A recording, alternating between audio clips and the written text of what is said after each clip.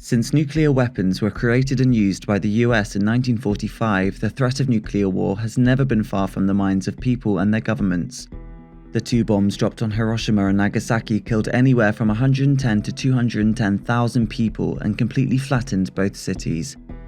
Images from the US Department of Defense show a once bustling Hiroshima utterly destroyed following the detonation of the atomic bomb in August 1945. Following Russia's invasion of Ukraine in February 2022, the world has experienced a renewed concern for nuclear weapons and their devastating impact. But how likely is nuclear escalation between the West and Russia? I'm Patrick Porter. I'm Professor of International Security at the University of Birmingham. Patrick has appeared as an expert witness for parliamentary groups such as the Defence Select Committee and the Foreign Affairs Select Committee. He believes the most likely way the war could escalate is if Russia is backed into a corner. Well, there are a number of possible scenarios for escalation. One of them is that Russia continues to find its position eroded and getting weaker in terms of its conventional power and starts to fear an existential threat to its own government or its own regime or its own country. And it's tempted to reach for the unthinkable, for the nuclear weapon as the ultimate weapon of last resort. The main pathway would be that Russia would calculate or miscalculate that it can get the West to back off by, for example, doing an airburst of tactical nuclear weapons above Ukrainian military positions. So there'd be some attempt to hit that middle point of scaring us off, of terrorizing us, whilst offering us an out, as it were. This would then prove possibly to be a miscalculation as the pressure within the West to then accelerate the war if it would begin. So that could be very dangerous. I think we can avoid that scenario. I think we've avoided it so far. And one thing we have found out about Putin's Russia is they are ultimately deterrable. They have not attacked the West. They're not even trying to launch a major cyber attack, as far as I know, on the West.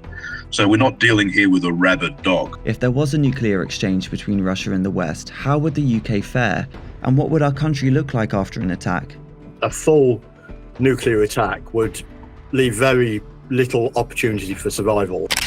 That's John Preston. He's a professor of sociology at the University of Essex and is an expert on nuclear preparedness in the UK. But in terms of how prepared we are for nuclear attack on the citizens of the UK, we're probably in the same position as we were in the 1980s. The estimates in the 80s were that a third of the population would be killed within 24 hours. There probably isn't much chance with radiation and fallout after that, and there's probably very little chance of a full recovery. We do know from the 80s also there were plans for protection of government, protection for the royal family. If you're a billionaire, you've got a bunker in a rural area, you might have a chance. But in terms of protection for citizens, there's not very much that we actually know. So how worried should we be here in the UK of a nuclear war? Patrick and John agree that while the risk remains, it still remains low. There's little one can do. So I would say to people, yes, it is a risk, but it's one of those risks like, many other risks that it's not worth investing huge amounts of anxiety in. It's not worth prepping for. There's little that the general population can actually do. My message here is, by the way, don't panic, but don't relax. This is a real problem, but it's not certain. And I think we can avoid it.